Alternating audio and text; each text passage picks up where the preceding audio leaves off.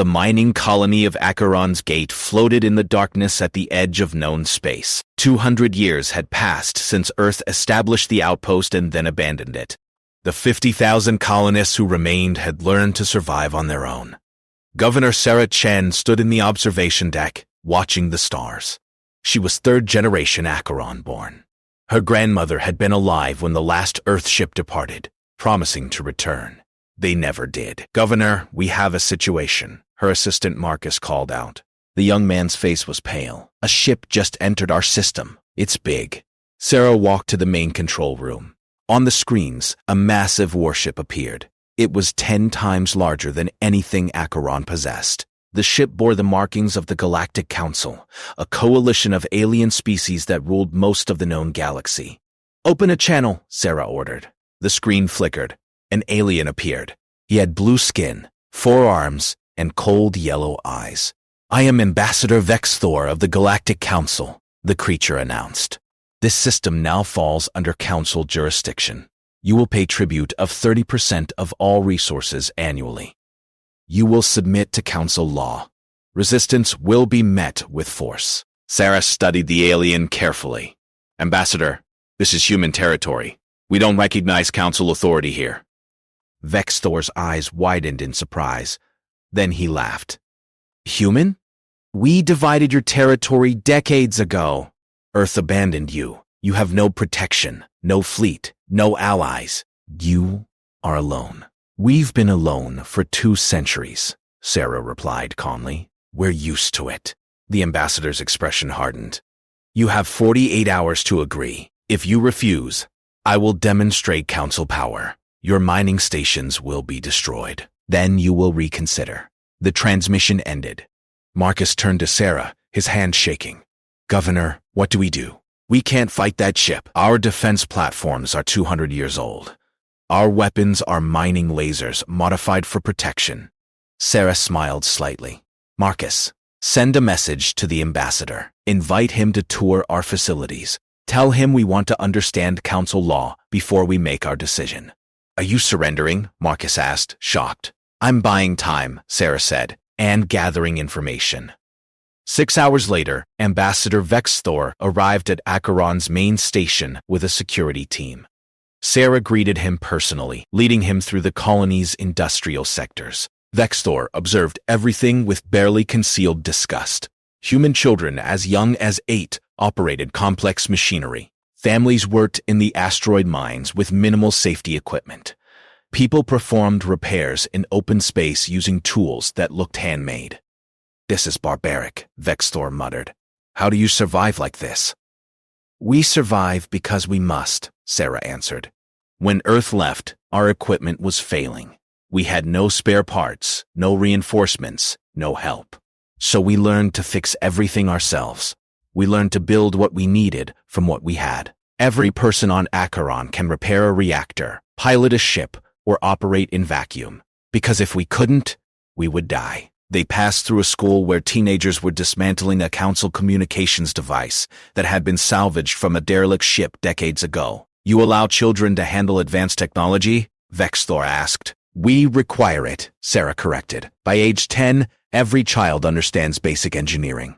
By 15, they can design improvements. By 20, they can build almost anything from scratch. Necessity is an excellent teacher, Ambassador." Vexthor noticed the students were taking detailed scans of his security team's weapons and armor. "Tell them to stop that immediately." "They're just curious," Sarah said innocently. "We rarely see new technology." The tour continued for 3 hours. Vexthor saw workshops where humans created replacement parts for systems that were supposed to be impossible to repair. He saw laboratories where colonists experimented with new materials. He saw children learning physics and engineering before they learned history.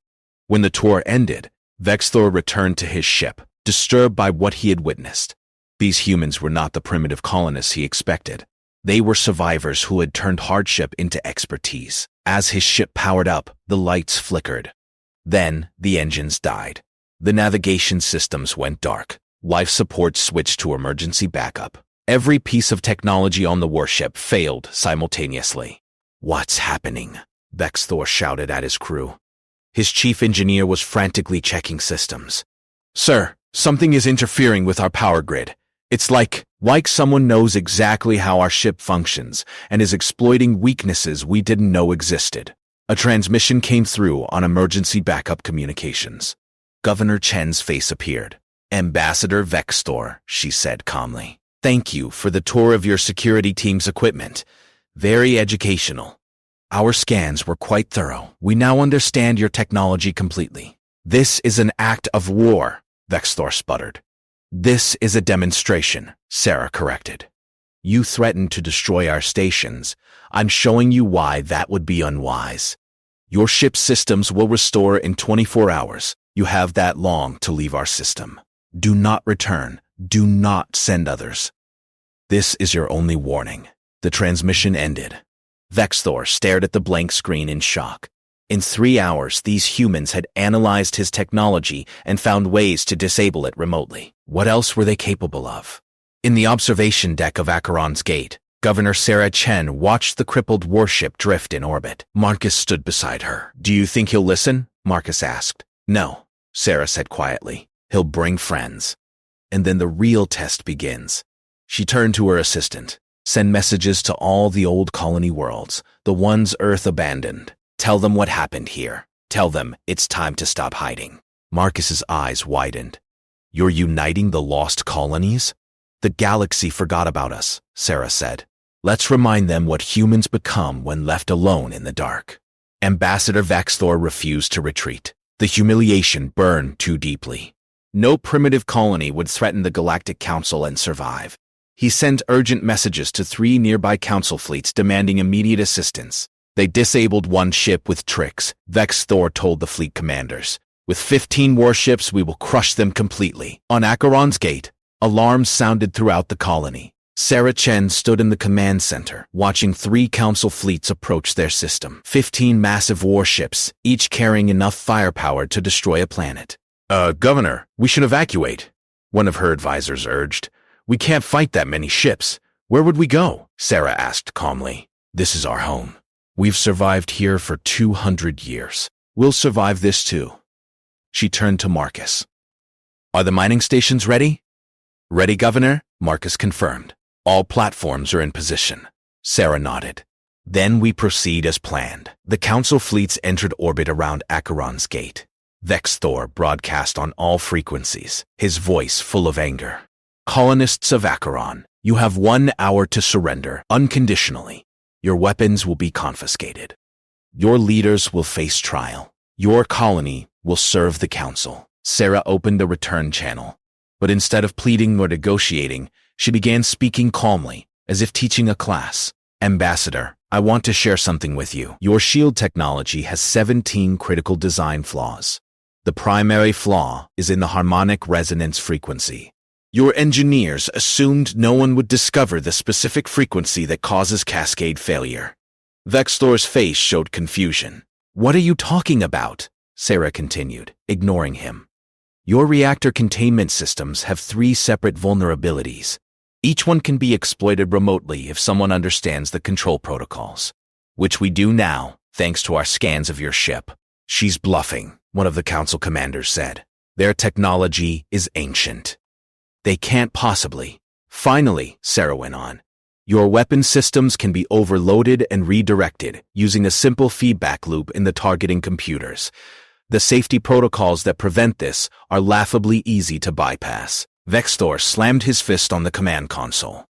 Enough of this. All ships target the mining stations. Fire at will. The council warships charged their weapons. Brilliant beams of energy lanced toward an old mining platform that orbited Acheron's largest asteroid.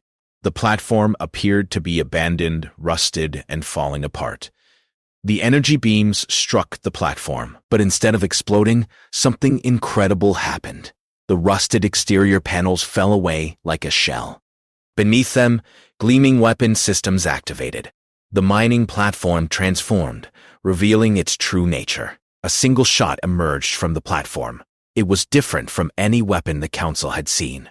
The beam didn't try to overpower the shields. Instead, it vibrated at the exact frequency Sarah had mentioned. The shields of the lead council dreadnought flickered, wavered, and then collapsed completely. the weapon struck the unprotected ship. The massive dreadnought split in half, its reactor going critical. The explosion lit up the darkness of space. Shocked silence filled the Council fleet channels. "That was a demonstration," Sarah's voice came through clearly. "We don't bluff, Ambassador. 200 years ago, Earth left us with failing equipment and no support. We could have died. Instead, we learned. We took apart every system, understood every component, and rebuilt everything better." She paused, letting her words sink in. "Your technology is advanced, but it's also standardized. You build everything the same way across your entire fleet. You rely on established designs. You never question the fundamentals. We had no choice but to question everything," Sarah continued. "When a part broke and we had no replacement, we had to understand why it worked in the first place. When our children asked how something functioned, we couldn't say just use it. We had to explain the physics, the engineering, the underlying principles." Marcus stood beside Sarah, pulling up holographic displays. "Every system on our colony was reverse-engineered and rebuilt from scratch at least twice. Our people don't just use technology. They understand it at a level your engineers never needed to achieve." Another Council ship moved forward, activating additional shields. "You destroyed one ship. We have 14 more. Surrender now." Sarah sighed. "You still don't understand." She nodded to Marcus. Across the Acheron system, 7 more abandoned mining platforms activated. What appeared to be ice haulers reconfigured themselves into missile carriers. Debris fields that seemed natural revealed hidden weapon emplacements. But Sarah didn't fire. "Not yet. Every platform you see has weapons that bypass your shields," she explained. "Every asteroid in this system has been equipped with drives. We can turn them into kinetic missiles. Every piece of equipment we have can be weaponized because we built it ourselves. We know exactly how it works." Vexthor stared at the tactical display. His fleet was surrounded by weapons they couldn't defend against, created by colonists they had dismissed as primitive. "But here's what you really need to understand," Sarah said, her voice growing harder. "We didn't want this. We wanted to be left alone. We wanted to mine our asteroids, raise our families, and live in peace. You came to our home with threats and ultimatums. You forced this confrontation." She leaned forward, her eyes intense. "I'm giving you one chance, Ambassador. Take your remaining ships and leave. Spread the word across the galaxy. The human colonies are not helpless. We are not primitive. We are survivors who turned abandonment into strength. And if you ever threaten us again," Sarah finished quietly, "we will show the galaxy what humans can build when we're truly angry." Vexthor looked at his tactical officers. They shook their heads, faces pale. They couldn't win this fight. "All ships," he ordered reluctantly, "retreat to minimum safe distance." As the Council fleet withdrew, their sensors recorded everything. The footage transmitted automatically to Council headquarters. Within hours, every major power in the galaxy saw the same thing: a human colony with impossible weapons and the knowledge to use them. But what they didn't see was Sarah's hands shaking as the transmission ended. Marcus noticed. "Governor, are you all right?" "We just became either the galaxy's greatest hope or its biggest threat," Sarah whispered, "and I'm not sure which one terrifies me more." On her screen, messages began arriving. Not from the Council, from other abandoned human colonies across the stars. They had all heard the transmission, and they were all waking up. 6 months had passed since the Battle of Acheron's Gate. The footage of a single human colony defeating a Council fleet had spread across the entire galaxy like wildfire. Fear and fascination grew in equal measure. In the Grand Chamber of the Vryn Empire, military leaders gathered around a holographic display. Admiral Corvin, a tall reptilian warrior with silver scales, studied the battle recordings for the 100th time. "These humans are dangerous," declared General Thax. "They must be controlled before their influence spreads." Admiral Corvin nodded slowly. "I agree, but I respect them too. They survived abandonment and became stronger. That takes incredible will." "Respect won't matter if they destabilize the galaxy," Thax countered. "The Kalesh Dominion and the Council remnants agree. We're forming a coalition. 200 warships. We will blockade Acheron and force surrender through starvation." 200 ships? Corvin asked. "You think that's enough?"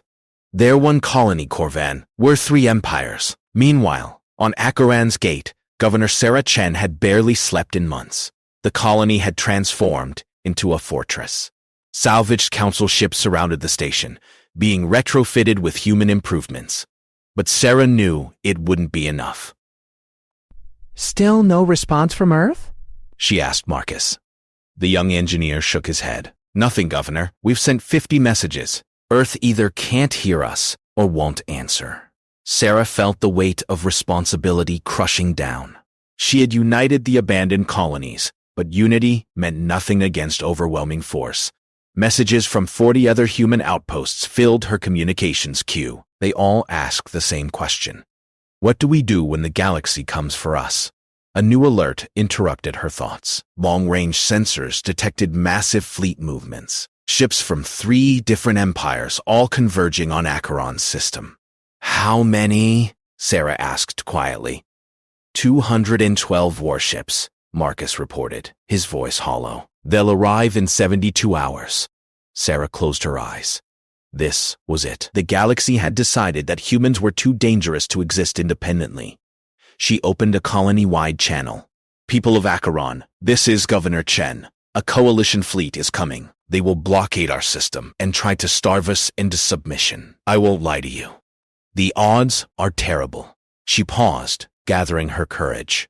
But we are the children of abandonment. Our grandparents survived when Earth left them to die. Our parents survived when equipment failed and supplies ran out. We survived by learning, adapting, and never giving up. We will survive this too. Across the colony, people returned to their workstations with grim determination. In the workshops, engineers began converting every available resource into weapons or defenses. In the mines, workers accelerated extraction, knowing that every kilogram of metal might make the difference. Young engineers like Marcus worked without sleep, designing new weapons systems. They knew the coalition would learn from the Council's mistakes. This time, the enemy would be prepared. The coalition fleet arrived exactly on schedule. Admiral Corvin commanded from his flagship, studying the Acheron system carefully. He saw the defensive platforms, the retrofitted ships, the armed asteroids. All impressive, but not enough. Attention Acheron colony, Corvin broadcast. I am Admiral Corvin of the Vryn Empire. We do not wish to kill you. Surrender peacefully. Accept council oversight. Your lives will be spared, Sarah responded immediately. Admiral, we've heard these promises before. The galaxy abandoned us once. We won't give you the chance to do it again. Then we will blockade your system, Corvin said sadly. No ships in or out. Your supplies will run out eventually. This is inevitable. We've lived on nothing before, Sarah replied. We'll do it again. The blockade began. 200 ships formed a sphere around the Acheron system, cutting off all access. The coalition didn't attack. They simply waited, confident that time was on their side. Days turned into weeks. The coalition watched as the human colony continued operating normally. Mining ships still harvested asteroids. Construction continued on new platforms. It was as if the blockade didn't exist. How are they sustaining themselves? General Thax demanded. They should be running low on supplies by now. Admiral Corvin studied the reports. They're recycling everything. Their efficiency is incredible. Every gram of waste is reprocessed. Every breath of air is purified and reused. These people truly know how to survive on nothing. Weeks cease of the blockade brought a new development. Corvin's sensors detected something unusual. Small objects were being launched from Acheron's asteroids. At first, they appeared to be debris, but the pattern was too regular. What are they building out there? Corvin wondered aloud. His question was answered on day 70 of the blockade. The small objects assembled themselves into weapons platforms. Acheron had turned their own garbage into an expanding defensive network, using the blockade time to fortify rather than weaken. But the real shock came on day 90. Long-range sensors detected ships approaching from multiple directions. Not coalition ships. These were smaller, uglier, built from mismatched components. They bore markings from dozens of different human colonies. Marcus burst into Sarah's command center, his face lit with excitement. Governor, the other colonies, they're coming. Sarah pulled up the tactical display. Her breath caught. Ships from New Terra, from Stronghold Station, from Frost Harbor and Red Canyon, and a dozen other colonies whose names she barely knew. Every abandoned human outpost had heard her call, and they were all coming home. Corvin watched in disbelief as 60 human colony fleets emerged from faster-than-light travel. Each fleet was small, maybe 3 to 5 ships, but together, they represented every human settlement that Earth had left behind. "Admiral, what are your orders?" his tactical officer asked nervously. Corvin studied the approaching humans. Each colony fleet looked different. Each had clearly developed unique technologies based on their specific survival challenges. His tactical computers couldn't predict their capabilities because there was no standardization, no pattern to analyze. "We wanted to corner one colony," Corvin said quietly. "Instead, we've united them all." General Thax's voice came through the communication channel. "We still outnumber them. We must attack now before..." "Before what?" Corvin interrupted. "Before they show us what 60 different human colonies can do when they work together?" Each one survived isolation by becoming experts at improvisation and innovation. Each one developed weapons we've never seen. He watched the human fleets take position around Acheron's gate. They didn't form standard military formations. Their positioning seemed chaotic, random. But Corvin suspected it was anything but. Sarah Chen opened a broadcast to all ships, coalition and human alike. "People of the galaxy, you came here to eliminate a threat. You're right to be afraid, but not for the reasons you think. You fear our weapons. You fear our knowledge. But what you should really fear is what you've awakened. For 200 years, you left us alone in the dark. You abandoned us to die. We survived. And in surviving, we remembered." Her voice grew stronger. "We remembered that humans don't need permission to innovate. We don't need approval to grow stronger. We don't need anyone's protection but our own. The abandoned colonies are united now, and we're done hiding." The Battle of Acheron's Gate began at dawn. Though in space, there was no true morning. Admiral Corvan gave the order to attack, knowing he had no choice. The Coalition's honor demanded it. 200 warships moved forward in perfect formation. 60 human colony fleets scattered in apparently random directions. To any military academy instructor, the human positioning looked chaotic and undisciplined. That was exactly what the humans wanted them to think. The first coalition volley targeted the nearest human ships, vessels from a colony called Frost Harbor. The energy weapons struck true. But the Frost Harbor ships didn't explode. Their hulls were covered in ice armor, meters thick, that absorbed and dispersed the heat. The ships emerged from the attack completely undamaged. "Impossible," General Thax muttered. "Our weapons should have vaporized those ships. They adapted their technology to their environment," Admiral Corvin realized. "Frost Harbor is an ice world. They learned to use ice as armor. Before the Coalition could adjust, the Frost Harbor ships returned fire. But their weapons weren't traditional energy beams. They launched frozen projectiles at incredible velocities. When the ice struck the Coalition shields, it shattered into millions of fragments, each piece disrupting the shield harmonics differently. 3 Coalition ships lost shield protection in seconds. Then the New Terra fleet attacked from a different angle. Their ships were small and fast, built for speed rather than armor. They didn't try to fight the Coalition head-on. Instead, they flew in chaotic patterns, impossible to target, dropping small devices near Coalition vessels. "What are those?" Corvin's tactical officer asked. The devices activated. They were electromagnetic pulse generators, designed to disable specific systems without destroying the ships. 12 Coalition vessels found their weapons offline, their crews unharmed but helpless. The battle continued, but it wasn't like any military engagement Admiral Corvin had ever witnessed. Each human colony fleet fought differently. The Red Canyon ships used mining lasers modified for combat.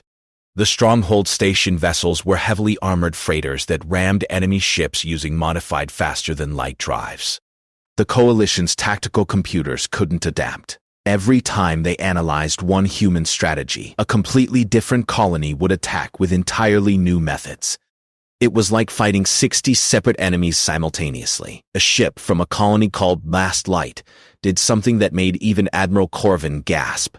It deliberately flew into the middle of a coalition formation and then released its entire reactor containment in a controlled explosion. The ship sacrificed itself, but the electromagnetic pulse disabled 15 coalition vessels at once. The pilot's final transmission was simple. For the colonies that didn't survive, for the children who died waiting for Earth to return. Sarah Chen watched the battle from Acheron's command center, her heart breaking.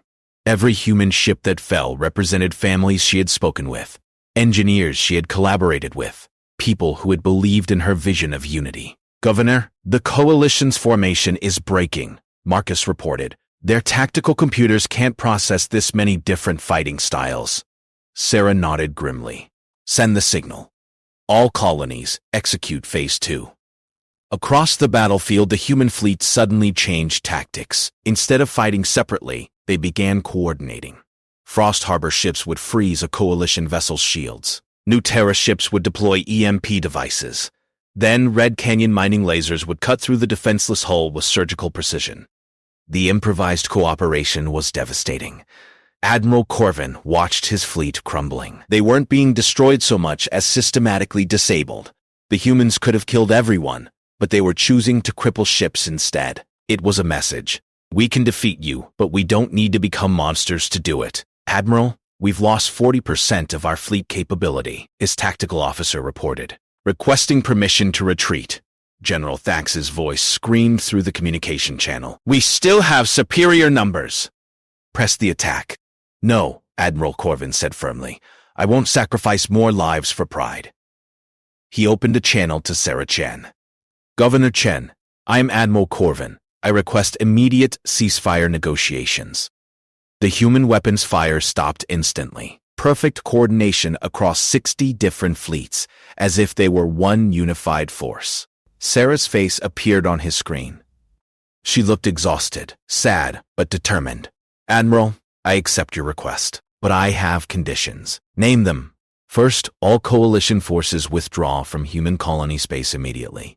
Second, you will not interfere with human colonies ever again. Third, and most important, we want to establish communication and trade with the wider galaxy, not as subjects, but as equals." Admiral Corvin was surprised. "That's all? You don't want territory? Reparations? Revenge?" "We don't want to conquer anyone, Admiral," Sarah said quietly. "We just want to be left alone to live our lives. But we also don't want to be isolated anymore. We've learned valuable things during our abandonment. Things that could help the entire galaxy." She pulled up holographic displays showing human innovations, more efficient reactors, better recycling systems, improved medical technology, and educational methods that taught fundamental understanding rather than rote memorization. "We'll share all of this freely with any species willing to learn," Sarah continued. "We'll teach your engineers what we learned about understanding technology at its most basic level. We'll show your people what humans discovered about survival and adaptation." General Thax's voice interrupted. "This is a trick. They're trying to infiltrate our societies." "No," Admiral Corvin said, studying Sarah's face. He saw honesty there, and something else. Hope. "They're offering us a gift. Knowledge shared freely is the most dangerous weapon they could deploy. It will change everything." He looked at Sarah with new respect. "You're not trying to conquer the galaxy through force. You're going to transform it through education." Sarah smiled slightly. "Humans don't always choose violence, Admiral. Sometimes we choose to teach." The coalition forces withdrew. The Battle of Acheron's Gate ended not with surrender, but with an agreement. Within days, representatives from dozens of species arrived at Acheron, asking to learn human engineering methods. 5 years later, Acheron's Gate had become the galaxy's greatest learning center. Thousands of students from hundreds of worlds came to study human-style innovation. They learned to question established designs, to understand fundamental principles, to create new solutions from limited resources. Earth finally sent ambassadors, arriving in gleaming ships to the colony they had abandoned 2 centuries ago. They expected to find desperate survivors grateful for rescue. Instead, they found humanity's new capital. Not through conquest, but through respect earned the hard way. Governor Sarah Chen, now much older, met the Earth ambassadors personally. "Welcome to Acheron's Gate," she said simply. "You left us to die, We chose to live instead. And in living, we discovered that humanity's greatest strength isn't our weapons or our technology. It's our refusal to give up, even when abandoned in the dark. She gestured to the massive station around them, a patchwork of technologies from 1,000 different species, all learning together. You're welcome to join us. Not as leaders returning to guide the lost, but as students ready to learn what your children accomplished without you. The Earth ambassadors looked at the transformed colony in awe and shame. They had left behind a mining outpost. They had returned to find a civilization. And somewhere in the workshops, young engineers from 12 different species worked side by side, building impossible things and teaching each other that the word impossible was just the beginning of innovation. The abandoned colonies had become the most feared force in the galaxy. Not through terror, but through something far more powerful. They had become teachers, showing the universe that survival and compassion could coexist, and that humanity's true strength was lifting others up while refusing to be kept down.